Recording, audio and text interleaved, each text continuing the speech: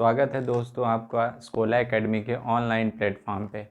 जैसा कि हम लोगों ने पहले वीडियो भेजी हैं, डाली हैं इस पर बना के, अब आपको इसी श्रृंखला में अपने समास टॉपिक की दूसरी वीडियो आपको उपलब्ध कराई जा रही है। हम लोग दिवाली से पहले समास की पहली वीडियो बनाए थे, बीच में दिवाली आई होप सभी लोगों की दिवाली अच्छी हुई होगी। आप लोगों ने खूब खुशियाँ मनाई होंगी, परिवार के साथ दिवाली मनाई होगी, खूब सारे व्यंजन खाए होंगे। चलिए अब हम दिवाली की छुट्टियों के उपरांत हम अब अपने पुनः समास टॉपिक पे स्टार्ट करते हैं। ये जो टॉपिक आपका है, अभी एक नोटिफिकेशन आया है एसएससी जीडी वैकेंसी का, उसमें भी यह टॉपिक बहुत ही महत्वपूर्ण योगदान करेगा। इससे संबंधित एक या दो प्रश्न आपको ज़रूर मिलेंगे एसएससी जीडी के सिलेबस में। एसएससी जीडी ही ना कि ये आने वाली सभी परीक्षाओं के लिए बहुत ही महत्वपूर्ण टॉपिक है। वो चाहे परीक्षा यूपीपी हो, चाहे आपकी वीडियो एग्ज़ाम हो, री एग्ज़ाम वीडियो का, चाहे आपकी जूनियर असिस्टेंट का नोटिफिकेशन आ चुका है, या आपकी यूपीएससी का ही एक पेपर है वन दरोगा का, उसमें भी आपका ये टॉपिक बहुत इंपॉर्टेंट है, पूछा जाएगा। चलिए, हमने पहली जो वीडियो हमने की थी दोस्तों, उसमें हमने समास समझा था कि समास क्या होता है, समास का अर्थ क्या होता है, समास का विलोम क्या होता है, उसकी परिभाषाएं क्या होती हैं, जो कि एक एक नंबर में आपके सारे प्रश्न पूछे जाते हैं पेपर में। ठीक है, उसी में हमने प्रकार पढ़े थे। प्रकार का हमने एक मौखिक रूप से अर्थ समझ लिया था कि समास के कितने प्रकार हैं या उन प्रकारों का अर्थ क्या होता है। ठीक, उन्हीं प्रकारों पर हम आज विशेष चर्चा करेंगे। चलिए स्टार्ट करते हैं समास के प्रकार।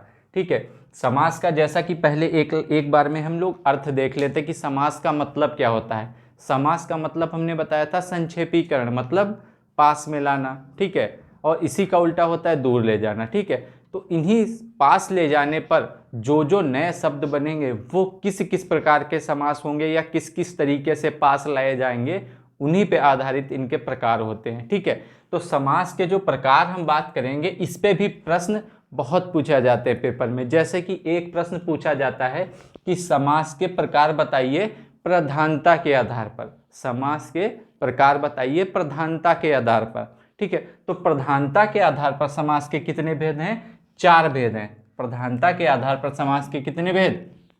4 भेद। ठीक है, कैसे? या तो जैसे उसमें प्रथम पद प्रधान होगा एक प्रकार, दूसरा प्रकार दूसरा पद प्रधान होगा। ठीक है, तीसरा प्रकार दोनों पद प्रधान होंगे, चौथा प्रकार कि दोनों पद प्रधान नहीं होंगे, वो किसी तीसरे पद के बारे में बता रहे होंगे और वह तीसरा पद क्या होगा? आपका प्रधान शब्द होगा। ठीक है, तो प्रधानता के आधार पर हमारे समास के भेद कितने हैं? 4 भेद हैं। ठीक है, अब हम बात करेंगे, अगर जो पेपर में कई बार पूछा जाता है कि समास में समास के कुल भेद कितने होते हैं। कुल भेद प्रधानता के आधार पर 4 और कुल जब बात करेंगे समास के भेद में तो संख्या बदल जाएगी, तब संख्या कितनी हो जाएगी? 6 हो जाएगी। ठीक है, 2 समास बढ़ जाएंगे आपके, जो कि आपके प्रधानता के आधार में नहीं थे। ठीक है, तो समास के कुल भेद कितने हैं? 6। ठीक है, इन 6 प्रकारों पर अब हम विशेष चर्चा करेंगे एक एक करके। इसी श्रृंखला में हम पहला जो समास उठाते हैं वो देखते हैं कौन सा? अव्ययी भाव समास। ठीक है, समास का जो पहला प्रकार है वो कौन सा है? अव्ययी भाव समास। ठीक, जैसा कि नाम से स्पष्ट है, अव्ययी भाव समास आपके नाम से ही स्पष्ट है। अव्ययी भाव का मतलब अव्यय होगा भाव में, अव्यय भाव में क्या होगा? अव्यय होगा। ठीक है, और अव्यय का ही दूसरा नाम क्या होता है? अव्यय को ही क्या कहते हैं? उपसर्ग कहते हैं। उपसर्ग। ठीक, ये उपसर्ग कहते हैं। ठीक, उपसर्ग या अव्यय होते क्या हैं? ये वो चीज होते हैं जिन पर लिंग वचन कारक का कोई प्रभाव नहीं पड़ता। मतलब वो किसी महिला के साथ भी लगेंगे, वही सेम कैसे लगेंगे? पुरुष के साथ, उनमें कोई परिवर्तन नहीं होगा। वो एक वचन में भी वैसे ही प्रयोग होंगे, वो बहुवचन में भी वैसे ही प्रयोग होंगे। ठीक है, तो इन पर लिंग वचन का प्रभाव नहीं पड़ता है। ठीक है, अव्यय आ और व्यय, जिनका व्यय नहीं होगा, ठीक है, वही अव्यय। ठीक है, उन्हीं को हम क्या कहते हैं? उपसर्ग कहते हैं। ठीक, तो अव्ययी भाव समास की पहचान या परिभाषा ही होती है वे समास जिनके पूर्व पद में अव्यय या उपसर्ग दिख जाता है। वे समास जिनके पूर्व पद में अव्यय या उपसर्ग दिख जाता है उन्हें हम क्या कहते हैं? अव्ययी भाव समास। ठीक है, तो अव्ययी भाव समास के सभी उदाहरण में आपको पूर्व पद यानी कि पहले पद में आपको बच्चों क्या दिख जाएगा? दिख जाएगा उपसर्ग या अव्यय। ठीक है, सबसे बड़ी पहचान पेपर में हम ऐसे ही पहचान सकते हैं कि अव्ययी भाव समास की जो है पहचान क्या होती है? अव्यय या उपसर्ग। ठीक है, पेपर में कई बार पूछा गया, ये जो है पेपर में अव्ययी भाव समास कई बार पूछा जा चुका है और आगे भी पूछा जाएगा।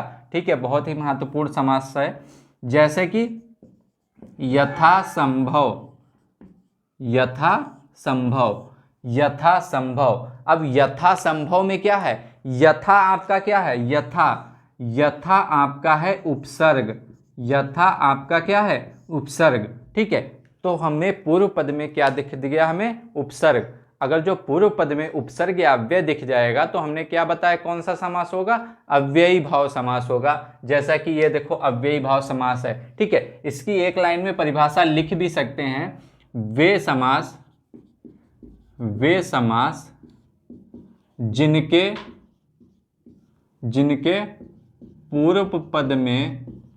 जिनके पूर्व पद में उपसर्ग या अव्यय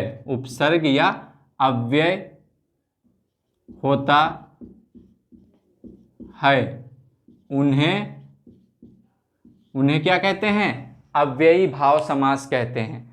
पहला पद कहे चाहे पूर्व पद कहे, दोनों में क्या दिखेगा? उपसर्ग या अव्यय, जैसा कि हमने उदाहरण दिखा है। ठीक है, इसके कई सारे और उदाहरण देख लेते हैं, जैसे यथासंभव हो गया।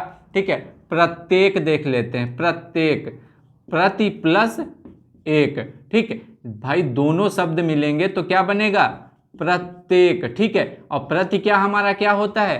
प्रति हमारा होता है उपसर्ग, प्रति हमारा क्या होता है? उपसर्ग। ठीक है, तो आपका प्रत्येक क्या हो जाएगा?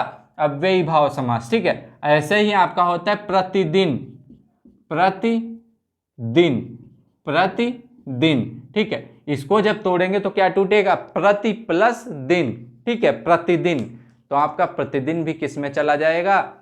अव्ययी भाव समास में। प्रति आपका क्या होता है? उपसर्ग होता है। ठीक, ऐसे ही आप अधिकार देख लेंगे, अधिकार, अधिकार। ठीक है, अधिकार, अधि।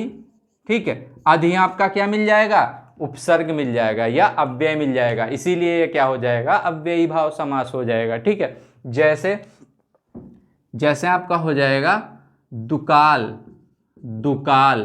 ठीक, दुकाल, दु क्या होता है? उपसर्ग होता है, काल का मतलब होता है समय, बुरा समय। ठीक है, दु उपसर्ग का अर्थ क्या होता है? बुरा। ठीक है, तो समय कैसा? बुरा। ठीक है, दुकाल, ये भी क्या हो जाएगा? अव्ययी भाव समास हो जाएगा। पेपर में कई तरीके से इससे संबंधित प्रश्न आते हैं भाई। पहला प्रश्न आ सकता है कि 4 ऑप्शन आपका दे देगा, पूछेगा इसमें अव्ययी भाव समास की पहचान कीजिए। ठीक है, तो आपको पहचान करना होगा। दूसरा टाइप, 4 ऑप्शन दे देगा, उसमें पूछेगा इनमें से अव्ययी भाव समास कौन सा शब्द बना है। ठीक है, मतलब अव्यय या उपसर्ग से संबंधित कौन सा शब्द बना है उसकी पहचान करिए, ये दूसरा टाइप क्वेश्चन का होगा। इसी तरीके से और टाइप के क्वेश्चन भी आएंगे अव्ययी भाव समास से। ठीक है, तो अव्ययी भाव समास एक लाइन में समझ लेंगे, वे समास जिनके पूर्व पद में उपसर्ग या अव्यय होता है उन्हें अव्ययी भाव समास कहते हैं। उदाहरण में हमने क्या देखा? यथासंभव, प्रतिदिन, दुकाल, अधिकार। ठीक है, निर्जन, दुष्कर्म। ठीक है, ये सब क्या हो जाएंगे? इसके उदाहरण हो जाएंगे। मतलब शुरुआत में जितने भी शब्दों में अगर जो शुरुआत में अव्यय या उपसर्ग होगा वो सभी किसके उदाहरण होंगे? अव्ययी भाव समास के। ठीक है, पहला आपका ये नियम हो गया किसका? अव्ययी भाव समास का। अव्ययी भाव समास में हम 2 नियम देखते हैं। पहला नियम आपने ये देख लिया। ठीक है, पहला नियम आपने ये देख लिया कि शुरुआत में अगर जो हमें क्या दिख गया? अव्यय या उपसर्ग, तो हमारा कौन सा समास सही हो जाएगा? तो हमारा सही हो जाएगा अव्ययी भाव समास। अव्ययी भाव समास का ही दूसरा नियम होता है, इसी का एक और नियम होता है, जहां पर शब्दों की पुनरावृत्ति जहाँ पर शब्दों की पुनरावृत्ति हो, जहाँ पर शब्दों की पुनरावृत्ति हो वहाँ पर अव्ययी भाव समास होता है। ठीक है, पहला नियम हमने बताया था अव्यय उपसर्ग की पहचान करना, जबकि दूसरा नियम क्या है, इसी से रिलेटेड है, जहां पर शब्द की पुनरावृत्ति या दोहराव हो जाए। कैसे दोहराव हो जाए? जैसे वाक्य में यूज होता है धीरे धीरे, तो धीरे धीरे एक बार लिखा धीरे, ठीक है, एक बार लिखा, इसी का दोहराव हो गया। ठीक है, आगे भी क्या लिख दिया? धीरे, बीच में क्या लगा दिया? योजक चिन्ह।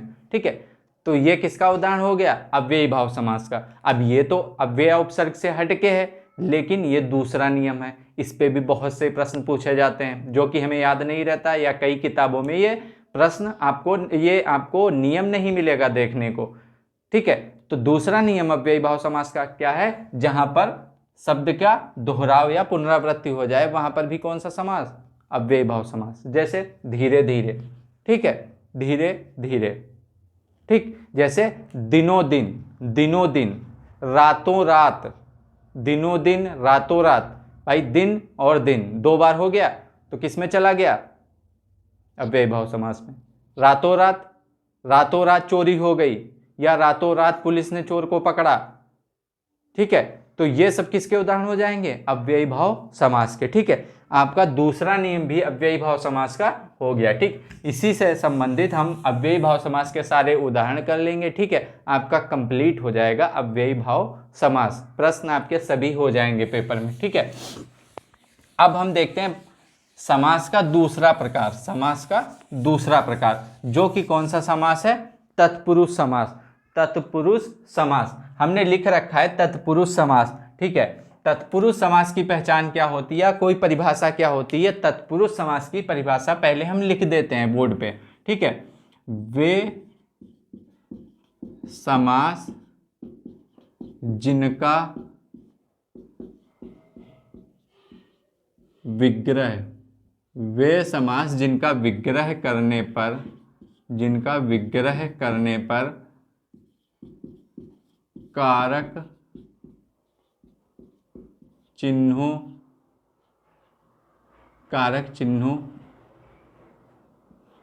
का उद्गम होता है। ठीक है भाई, ये तत्पुरुष समास हैं आपके। इनमें सबसे बड़ी पहचान है कि जब ये समास को हम विग्रह करेंगे, जब इस समास को विग्रह करेंगे तब क्या होगा? इनसे कारक चिन्हों का ज्ञान होगा। ठीक है, मतलब कारक चिन्ह प्रकट होंगे। तत्पुरुष समास का विग्रह करने पर कारक चिन्ह का उद्गम होगा, या कारक चिन्ह आपके प्रदर्शित होंगे। तो जब कारक चिन्ह प्रदर्शित हो जिस भी समास में, उनका विग्रह करने पर, तो वो कौन सा समास होता है? तत्पुरुष समास होता है। सबसे बड़ी पहचान तत्पुरुष समास की क्या है? कारक चिन्ह। अब कारक चिन्ह क्या होता है? वाक्यों को पूरा करने में उनकी सरलता में प्रयोग किए जाते हैं, वे कारक चिन्ह होते हैं, जो कि आपकी हिंदी भाषा में 8 होते हैं। कारक चिन्हों की संख्या कितनी होती है? 8 होती है। तो अब हम कहेंगे कि कारक चिन्ह जितने भी 8 होते हैं वो वाक्य में समास में दिख जाएंगे, तो वो सारे समास क्या हो जाएंगे? तत्पुरुष समास। नहीं, सभी कारक चिन्हों का प्रयोग इसमें नहीं होता है। इसमें कितने कारक चिन्हों का प्रयोग होता है? इसमें 6 कारक चिन्हों का प्रयोग होता है, जैसे कि हमने बोर्ड पे लिख रखा है 1 2 3 4 5 और 6। अब कहेंगे तो फिर छोड़ेंगे किसको, कौन नहीं प्रयोग होंगे? तो देखते हैं, कारक चिन्हों में तत्पुरुष समास में पहला जो होता है कर्ता कारक। ठीक, कर्ता कारक जिसका चिन्ह होता है ने, कर्ता कारक जिसका चिन्ह होता है ने, इसका प्रयोग समास में नहीं होता है। ठीक है, पहला नहीं होता है। और जो लास्ट होता है 8वां, जो होता है संबोधन। ठीक है, जिसके चिन्ह होते हैं हे, अरे, ये सब किसके होते हैं? संबोधन से। ठीक, तो इसका भी प्रयोग आपका तत्पुरुष समास में नहीं होता है। बाकी बचे हुए 6 आपके कर्म कारक, करण कारक, संप्रदान कारक, अपादान कारक, संबंध कारक, अधिकरण कारक, इन चिन्हों का प्रयोग तत्पुरुष समास में होता है। ठीक है, तो अब हम देखते हैं इनके चिन्ह प्रयोग कैसे किए जाते हैं। ठीक है, हमने सभी तत्पुरुष समास के हमने चिन्ह लिख रखे हैं, जैसे कर्म। ठीक है, जैसे कर्म, कर्म तत्पुरुष समास, चिन्ह क्या इसका है, को। ठीक, को। ठीक, अब इसको हम कैसे उदाहरण में देखेंगे। जब हम उदाहरण देखेंगे, उनका विग्रह करेंगे, तो आपका क्या निकल के आएगा, को निकल के आएगा, को निकल के आएगा। जैसे गिरह काट, गिरह काट। अब गिरह काट क्या मतलब हो गया, गिरह काट, गिरह काट। गिरह क्या होता है, गिरह होता है हमारी, जैसे हम कहते हैं पॉकेट, इंग्लिश में क्या कहते हैं, पॉकेट, जेब। तो जेब को काटने वाले को क्या कहते हैं, गिरह काट। तो जब इसका विग्रह करेंगे तो क्या होगा, गिरह को काटने वाला, गिरह को काटने वाला। तो ये हमारा क्या निकल के आया, को। गिरह को काटने वाला क्या निकल के आया, को। और को किसका चिन्ह है, कर्म तत्पुरुष। तो समास कौन सा होगा, कर्म तत्पुरुष समास।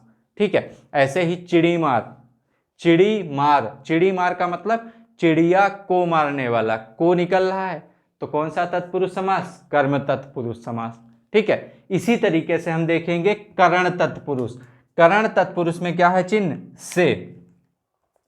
करण तत्पुरुष में क्या है, से। ठीक है, अब से में क्या होगा, से में क्या होगा, जैसे देखो से आपका इसमें भी आएगा, से इसमें भी आएगा। ठीक है, से आपका करण में भी आएगा और से किस में आएगा, अपादान में भी। ठीक है, अपादान में से किसके लिए होता है, अपादान में से होता है अलगाव की स्थिति में। ठीक है, किससे, अलगाव की स्थिति में, ऐसी चीजें जिससे क्या आपका होगा, जिससे आपका अलगाव हो रहा होगा। जैसे अलगाव की स्थिति में आप क्या प्रयोग करेंगे, अपादान प्रयोग करेंगे। ठीक है, उदाहरण में देखिए, जैसे अपादान का देखते हैं हम, जैसे ऋण मुक्त, ऋण मुक्त।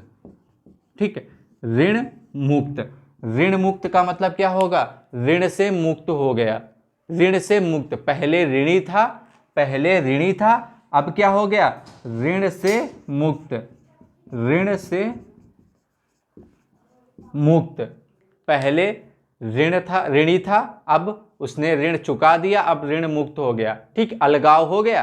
तो अलगाव की स्थिति में अपादान से वहां पे भी लगा होगा, लेकिन ये आपको समझना होगा कि क्या अलगाव हो रहा है या नहीं हो रहा। अगर जो अलगाव हो रहा है तो अपादान तत्पुरुष, नहीं हो रहा है, से लगा है, तो आपका करण तत्पुरुष। अब करण का देखते हैं कैसे।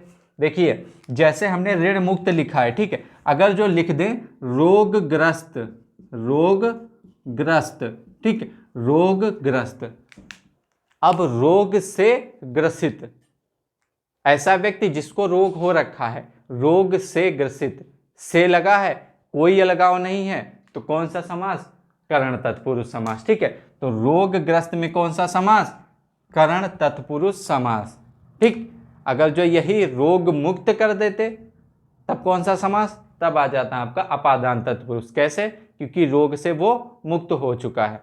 ठीक, ऐसे ही अब बात करेंगे हम तीसरे अपने तत्पुरुष समास की, जो कौन सा है, संप्रदान तत्पुरुष समास। इसका चिन्ह क्या देख रखे हैं हमने, के लिए, के लिए। ठीक है, अब हम जब समास का विग्रह करेंगे, अगर जो के लिए निकल रहा है कारक चिन्ह, तो कौन सा समास, संप्रदान तत्पुरुष समास। जैसे अगर जो हम उदाहरण देखें, जैसे देशभक्ति,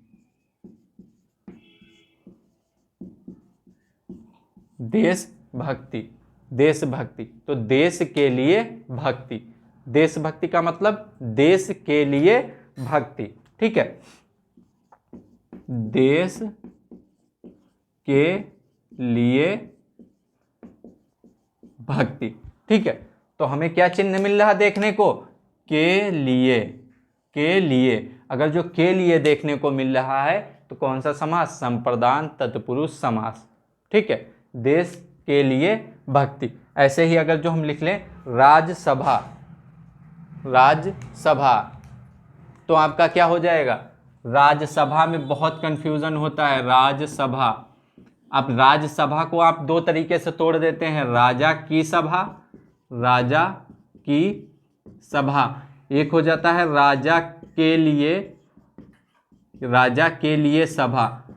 तो आप कौन सा सही कर सकते हैं, राजा के लिए सभा नहीं होगा, हमेशा राजा की सभा होगा, ठीक है, राजा की सभा। इसीलिए राज्यसभा आपका कभी भी आप संप्रदान तत्पुरुष में नहीं लगाएंगे, कभी भी आप संप्रदान तत्पुरुष में नहीं लगाएंगे। अगर जो यही उदाहरण होता राजभवन, राजभवन, राजभवन, अब क्या होगा इसका तोड़ने पे, राजा के लिए भवन, अब ये सही हो जाएगा, राजभवन राजा के लिए भवन, ठीक है, तो आपका सही हो जाएगा, जबकि राजसभा गलत हो जाएगा, ठीक है। अब हम देखते हैं, संप्रदान तत्पुरुष हमने देख लिया, अपादान देख लिया, हमने कर्म देख लिया, करण देख लिया, ठीक है। अब कौन सा बचा आपका, हमारा उदाहरण कौन सा बचा है, कौन सा बचा, संबंध तत्पुरुष समास, ठीक है। पांचवा प्रकार बचा है संबंध तत्पुरुष समास, जिसके चिन्ह क्या क्या है, का है, की है और के हैं, ठीक है। जब समास का विग्रह करेंगे तो कौन कौन से चिन्ह निकल के आएंगे, का निकल के आएगा, की निकल के आएगा और के निकल के आएगा, ठीक है। उदाहरण देखेंगे तभी समझ आएगा। उदाहरण इसका है, जैसे एक उदाहरण देख लेते हैं, राजपुत्र, राजपुत्र, क्या इसका टूटेगा, राजा का पुत्र, राजा का पुत्र, राजपुत्र का मतलब राजा का पुत्र, ठीक है, राजा का पुत्र। का निकल के आएगा, का किसका चिन्ह है, संबंध का, संबंध का मतलब है कि वो संबंध दिखाएगा, दोनों पदों में संबंध दिखाएगा, तो वहां पे कौन सा समास होगा, संबंध तत्पुरुष समास, ठीक है, राजा का पुत्र, ठीक है। अगला आपका कौन सा है, अधिकरण तत्पुरुष समास, अधिकरण तत्पुरुष समास। अधिकरण तत्पुरुष में चिन्ह क्या क्या है, में है, पर है, में है और पर है, ठीक है। इसके उदाहरण देखते हैं, आप बीती, आप बीती, आप बीती, इसका जब तोड़ेंगे तो क्या टूटेगा, आप पर बीती, आप बीती का क्या टूटेगा, आप पर बीती, जो कि आपका पेपर में बहुत पूछा गया, ये रिपीटेड उदाहरण है समास का, आप बीती, आप पर बीती, ठीक है। तो इस तरीके से आपके सारे तत्पुरुष समास के उदाहरण हो गए, कर्म तत्पुरुष, करण, संप्रदान, अपादान, संबंध और अधिकरण, ठीक है। समास के, तत्पुरुष समास के छह प्रकार, 6 के 6 हमने लिख दिए, उनके चिन्ह लिख दिए, उनके उदाहरण बता दिए, ठीक है। आप लोग ये नोट कर सकते हैं, पेपर में सारे उदाहरण पूछे हुए हैं, हमने वही बताए हैं, ठीक है। बहुत ही इंपॉर्टेंट टॉपिक है। अगला अब हम समास पढ़ेंगे, लिखना आप लोग लिख लीजिए, चलिए ठीक है। अब अगला समास का प्रकार देखते हैं, तीसरा समास, ठीक है। तीसरा समास कौन सा, हमने समास के टोटल हमने वेद बताए थे 6, कौन कौन से बताए थे, समास के हमने टोटल 6 वेद बताए थे। पहला अव्ययी भाव समास, दूसरा तत्पुरुष समास, तीसरा द्विगु समास, चौथा बहुव्रीहि समास, पांचवा कर्मधारय समास और छठा द्वंद्व समास, ठीक है। अब हम बात करते हैं तीसरे समास की। जो आपका तीसरा समास है वो आपका कौन सा है, द्विगु समास,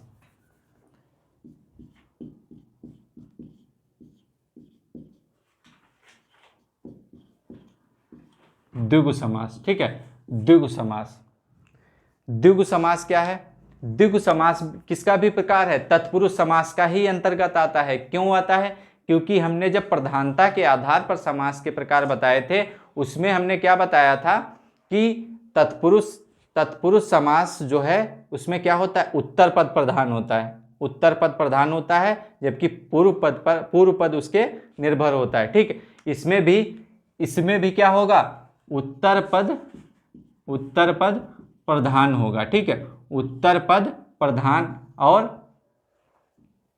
पूर्व पद क्या होगा, पूर्व पद आपका होगा पूर्व पद संख्यावाची, पूर्व पद संख्यावाची, ठीक है। उत्तर पद प्रधान, पूर्व पद संख्यावाची। इसीलिए तत्पुरुष समास में आपका द्विगु समास भी आ जाता है, क्योंकि तत्पुरुष समास की सबसे बड़ी विशेषता होती है उसका उत्तर पद प्रधान होगा, पूर्व पद उस पर निर्भर होगा। ठीक है, इसी तरीके से द्विगु में भी क्या होता है, उत्तर पद प्रधान होगा, पूर्व पद क्या होगा, संख्यावाची होगा। ठीक है, आप संख्यावाची शब्द देखेंगे तो क्या लगाएंगे, आप द्विगु समास लगाएंगे। ठीक है, द्विगु समास, संख्यावाची शब्द अगर जो देख लेंगे पूर्व पद में तो क्या होगा, द्विगु समास होगा। ठीक है, तो इसकी सबसे बड़ी पहचान होगी, वही परिभाषा आप लिख सकते हैं, वे समास, परिभाषा लिख लेते हैं हम लोग, वे समास जिनका पूर्व पद संख्यावाची व उत्तर पद प्रधान होता है। ठीक है, वे समास जिनका पूर्व पद संख्यावाची किंतु उत्तर पद क्या होता है, प्रधान होता है, वे सभी कौन सा समास कहलाते हैं, द्विगु समास कहलाते हैं। ठीक है, इसके हम लोग उदाहरण करते हैं।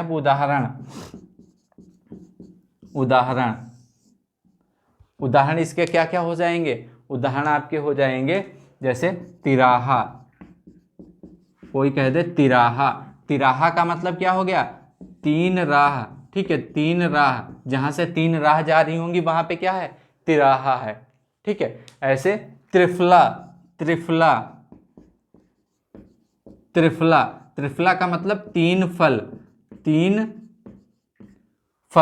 तो ये किसका हो जाएगा, संख्या दिख रही है, संख्या। ठीक है, ऐसे ही कर दें दुपट्टा। ठीक है, दुपट्टा, ठीक है, दुपट्टा। ठीक है, दू का मतलब क्या हो गया, दो। ठीक है, पट्टा का मतलब पट। ठीक है, जिसमें दो पट होंगे वो क्या, दुपट्टा। ठीक है, तो दो क्या हो जाएगा, संख्या हो जाएगा, ती क्या हो जाएगा, संख्या हो जाएगा। ठीक है, ऐसे ही अगर जो हम कह दें सतसई, सत का मतलब सात, ये भी किसका हो जाएगा, आपका द्विगु समास का उदाहरण हो जाएगा। ठीक है, ऐसे ही अगर जो कहते हैं चौराहा, चौ का मतलब चार, जहां से चार राह जा रही हूं, वो भी किसका उदाहरण, द्विगु समास का। ठीक है, तो द्विगु समास की सबसे बड़ी पहचान क्या है, पूर्व पद में क्या होगा, संख्यावाची होगा और उत्तर पद प्रधान होगा। ठीक है, तो वहां पे कौन सा समास, द्विगु समास। चलिए लिख लीजिए आप लोग, परिभाषा लिख लीजिए, वे समास जिनका पूर्व पद संख्यावाची व उत्तर पद प्रधान होता है, वहां पे कौन सा समास होता है, द्विगु समास होता है। उसके उदाहरण आपके कुछ भी लिख सकते हैं, तिराहा, दुपट्टा, चौराहा, त्रिफला या सतसई। ठीक है, ये सब किसके उदाहरण है, द्विगु समास के। ठीक है, अब हम बात करते हैं अपने चौथे समास की, जो कि क्या है, चौथा समास हमारा क्या है, बहुव्रीहि समास। ठीक है, बहुव्रीहि समास, बहुव्रीहि समास। चलिए, बहुव्रीहि समास से पहले हम लोग क्या पढ़ लेते हैं, कर्मधारय पढ़ लेते हैं। पहले कर्मधारय समास। ठीक है, कर्मधारय समास जो कि हमारा क्या है, चौथा है। ठीक है, कर्मधारय समास भी किसके अंतर्गत आ जाता है, ये भी आपका आ जाता है तत्पुरुष के अंतर्गत। ठीक है, तत्पुरुष के अंतर्गत। ठीक है, क्यों आ जाता है, क्योंकि तत्पुरुष की पहचान क्या थी, उत्तर पद प्रधान, और इसका भी पहचान क्या है, उत्तर पद प्रधान, उत्तर पद प्रधान। ठीक है, ये इसीलिए किसके अंतर्गत आ जाता है, बहुव्रीहि के अंतर्गत आ जाता है। ठीक है, लेकिन कर्मधारय समास की सबसे बड़ी पहचान क्या है, जो कि हम परिभाषा में लिख लेंगे। ठीक है, ऐसे समास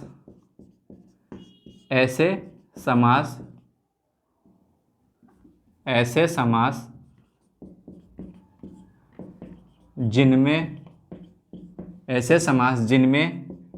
विशेषण व विशेष का युग्म पाया जाता है। ठीक है, कर्मधारय समास की सबसे बड़ी विशेषता क्या है कि विशेषण और विशेष्य का युग्म होगा, मतलब जोड़ा होगा। ठीक है, एक समास शब्द क्या होगा, एक सामासिक शब्द होगा विशेषण, तो दूसरा सामासिक शब्द क्या होगा, विशेष्य। ऐसी जगह पे कौन सा समास होगा, आपका कर्मधारय समास होगा। विशेषण और विशेष्य का कॉम्बिनेशन आपका कौन सा समास कहलाएगा, कर्मधारय समास कहलाएगा। उदाहरण के रूप में देखते हैं, अच्छा जरूरी नहीं है कि पहले विशेषण आए या बाद में विशेषण आए, पहले भी आ सकता है विशेषण, बाद में भी विशेषण आ सकता है। इसी तरीके से पहले विशेष्य आ सकता है, बाद भी विशेष्य आ सकता है। ठीक है, जैसे जैसे हम लोग लिखते हैं पुरुषोत्तम, पुरुषोत्तम। ठीक है, पुरुषोत्तम में एक पुरुष, ठीक है, पुरुष और उत्तम ये दो सामासिक शब्द हैं। पुरुष जबकि क्या है, ये आपका विशेष्य शब्द है। ठीक है, पुरुष क्या है, विशेष है, और उत्तम क्या है, इसकी विशेषता, ये क्या हो जाएगा, विशेषण। ठीक है, ये आपका विशेषण हो जाएगा। ठीक है, इसी तरीके से इसका दूसरा हम उदाहरण लिखते हैं, उत्तम पुरुष। ठीक है, उत्तम पुरुष, उत्तम पुरुष। अब यहाँ पे हम अगर जो देखते हैं बात, तो यहाँ पे विशेषण पहले आ गया और विशेष बाद में गया। ठीक है, यहाँ पे विशेष क्या आ गया, बाद में गया। ठीक है, तो यहाँ पे हमने क्या बताया, विशेषण और विशेष का कॉम्बिनेशन क्या है, कर्मधारय समास है। ठीक है, विशेषण पहले भी आ सकता है, विशेष बाद में भी जा सकता है। ठीक है, जैसे अगर जो हम बात कर दें, अगर जो कह दें नीली साड़ी, नीली साड़ी, अगर जो ये पूछ लें तो इसमें हम अगर जो समास पूछ ले तो क्या समास बताओगे, नीली साड़ी में कर्मधारय समास। क्यों, क्योंकि नीली क्या है, इसकी विशेषता है, साड़ी क्या है, विशेष्य है। ठीक है, और हमने क्या बताया, उत्तर पद प्रधान होगा, तो प्रधान यहाँ पे क्या है, साड़ी है। ठीक है, क्योंकि साड़ी साड़ी ही रहेगी, अब उसका कलर कोई भी हो सकता है। ठीक है, तो पूर्व पद उत्तर पद पे निर्भर है, इसीलिए ये तत्पुरुष के अंतर्गत भी आता है और कर्मधारय समास की विशेषता है अलग। ठीक है, अब हम बात करते हैं अपने पांचवें समास की, जो कि हमारा समास कौन सा है, पांचवा हमारा जो समास है वो है द्वंद्व समास। पांचवा समास कौन सा है, द्वंद्व समास। ठीक है, पांचवा समास कौन सा है, द्वंद्व समास। ठीक है, हेडिंग डाल लीजिए आप लोग, द्वंद्व समास, द्वंद्व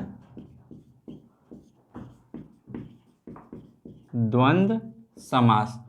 ठीक है, द्वंद्व समास परिभाषा पहले देख लेते हैं, और परिभाषा कैसे निकालते हैं, शब्द से निकालते हैं। द्वंद्व का मतलब होता है जब ऐसी चीजें जो दो अपने आप में बराबर हों, मजबूत हों, दो अपने आप में मजबूत हों, बराबर हों, और दोनों में से कोई एक चीज चुननी हो। जैसे हमारी दो वैकेंसी या दो जॉब पे हमें सिलेक्शन हुआ, लेकिन अब हमें दोनों इक्वल हैं, स्केल भी इक्वल है और रिस्पेक्ट भी इक्वल है। ठीक है, और दोनों हमें पसंद है, अब उनमें से हमें एक चुनाव करना है। ठीक, तो उस समय जो हमारे दिमाग में या मस्तिष्क में हमारा जो संघर्ष चल रहा होगा वो क्या होगा, द्वंद्व होगा। ठीक, यही शब्द से ही इसकी परिभाषा है। हमने द्वंद्व समास की पहचान क्या देखी थी, दोनों पद प्रधान, दोनों पद प्रधान। ठीक है, दोनों पद जहां पे प्रधान होंगे वहां पे कौन सा समास, द्वंद्व समास। ठीक, दो ऐसे शब्द होंगे जिनमें कोई बड़ा या कोई छोटा नहीं होगा।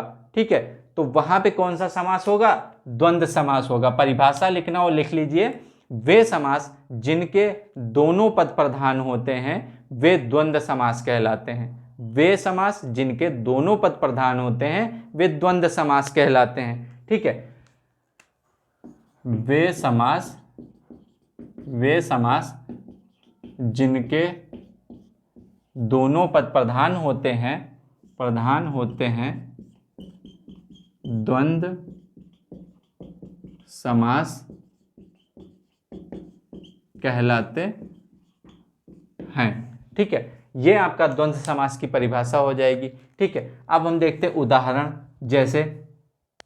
जैसे राम सीता लिखा, राम सीता या सीता राम, तो कोई बड़ा छोटा नहीं है। ठीक है, दोनों पद अपने आप में प्रधान हैं। जैसे राम लक्ष्मण, या लिख दे भाई बहन, भाई बहन, कोई बड़ा कोई छोटा नहीं है। ठीक है, भाई भी उतने पोजीशन पे है, बहन भी उतनी पोजीशन पे। ठीक है, तो दोनों में कोई बड़ा छोटा नहीं है, तो यहाँ पे कौन सा समास, द्वंद्व समास।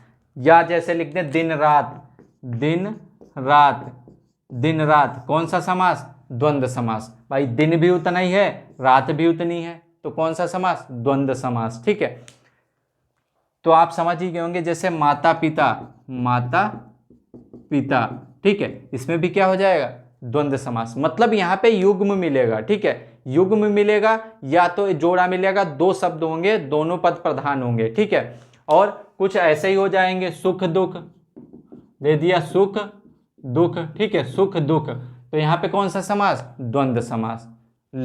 पाप पुण्य, लाभ हानि, ये सब किस में जाएंगे, द्वंद्व समास में, जहां पर दोनों पद प्रधान होंगे, ठीक है।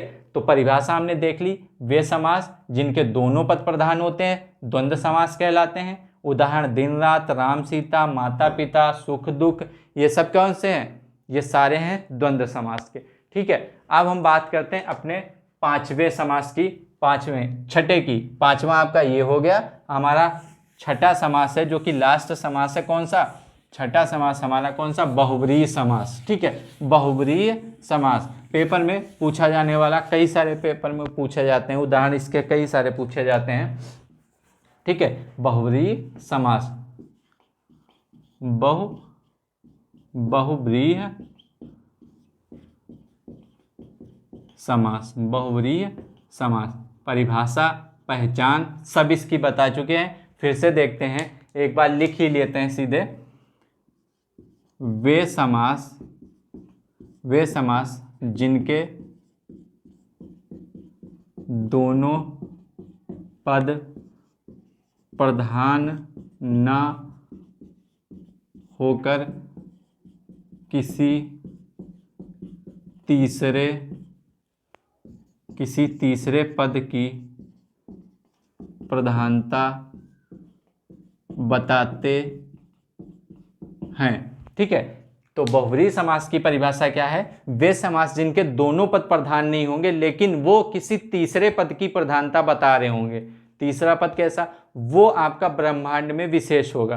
भाई किसी तीसरे पद की विशेषता बता रहे होंगे या तीसरे के बारे में गुणगान कर रहे होंगे, तो जिसका गुणगान होगा वो एक विशेष व्यक्ति होगा, ठीक है। तो ब्रह्मांड में ऐसे विशेष चीजें जिनके बारे में बताई जाती हैं वो सब क्या होंगे, बहुब्रीहि समास होंगे, ठीक है। इसके ये दोनों पद प्रधान नहीं होंगे बल्कि वो अपने तीसरे पद की प्रधानता बता रहे होंगे, वहां पे कौन सा समास, बहुब्रीहि समास। जैसे उदाहरण में देख लेते हैं, उदाहरण में अगर जो हम लोग देखें, जैसे शूलपाणि, ठीक है, शूलपाणि, शूल का मतलब क्या हो गया, त्रिशूल की बात कर रहा है, ठीक है, त्रिशूल की, ठीक है, शूल का मतलब त्रिशूल की बात कर रहा है। त्रिशूल अपने पाणी में कौन धारण करता है, एक ही लोग धारण करते हैं, जिनसे हमारा ध्यान जाता है, जिन पर, कौन, शंकर भगवान, ठीक है, शंकर भगवान महादेव, ठीक है, उन्हीं पे हमारा जाता है ध्यान। अगर जो कोई शूलपाणि कह रहा है तो हमारा ध्यान महादेव पे जा रहा है। अगर जो यही शब्द हम कहते हैं वीणापाणि,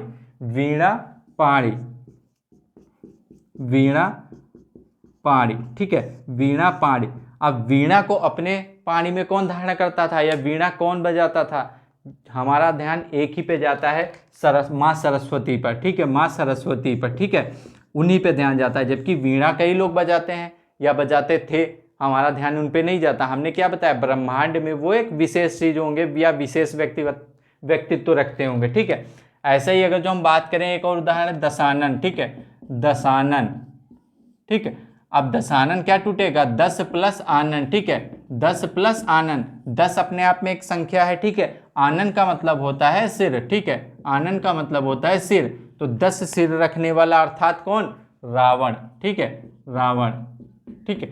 ऐसे ही अगर जो हम बात करें लंबोदर, लंबा है जिसका उदर मतलब पेट, ठीक है, लंबा है जिसका उदर, लंबोदर से हमारा ध्यान सबसे पहले कहा जाता है गणेश भगवान पे, ठीक है, गणेश भगवान पे, ठीक है। तो ये सब क्या है, एक विशेष व्यक्तित्व है या विशेष ब्रह्मांड में विशेष है। तो बहुब्रीहि समास में यही तो होता है, दोनों पद प्रधान नहीं होंगे बल्कि वो किसी तीसरे पद की गुणगान कर रहे होंगे। तो यहाँ पे तीसरे पद कौन है, यही लोग हैं। तो यहाँ पे कौन सा समास है, बहुब्रीहि समास, ठीक है। बहुब्रीहि समास और द्विगु समास, इनमें कभी कभी कंफ्यूजन होता है कि द्विगु समास सही है या बहुब्रीहि समास सही है। तो आप हमेशा याद रखिए, बहुब्रीहि समास को वरीयता दी गई है, आयोग ने भी वरीयता दी है, तो आप भी ऑप्शन देख के करिएगा। अगर जो बहुब्रीहि और द्विगु दोनों हैं तो आप बहुब्रीहि पे ज़्यादा जाइएगा, फिर आयोग की बात है, अगर जो वो किसे सही कर रहा है। उसने अभी तक बहुब्रीहि समास को ही वरीयता दी है, तो आप लोग भी बहुब्रीहि समास को वरीयता दीजिएगा अगर जो दोनों ऑप्शन में कन्फ्यूज़न हो रहा है, ठीक है। तो हमारा बहुब्रीहि समास भी यहाँ पे क्या हो गया, कंप्लीट हो गया, ठीक। अब हम इसी टॉपिक को 1-2 बार देखेंगे, इसके कई सारे उदाहरण करेंगे, आपका समास कंप्लीट हो जाएगा, जो कि आपके आगामी परीक्षाओं में बहुत ही महत्वपूर्ण साबित होगा, चाहे वो जीडी हो, चाहे यूपीपी हो, चाहे बीडीओ हो, चाहे आपकी वन दरोगा हो। ठीक है, अब ये समास टॉपिक कंप्लीट हुआ। अगला नया टॉपिक के साथ अगली वीडियो में मिलते हैं। धन्यवाद।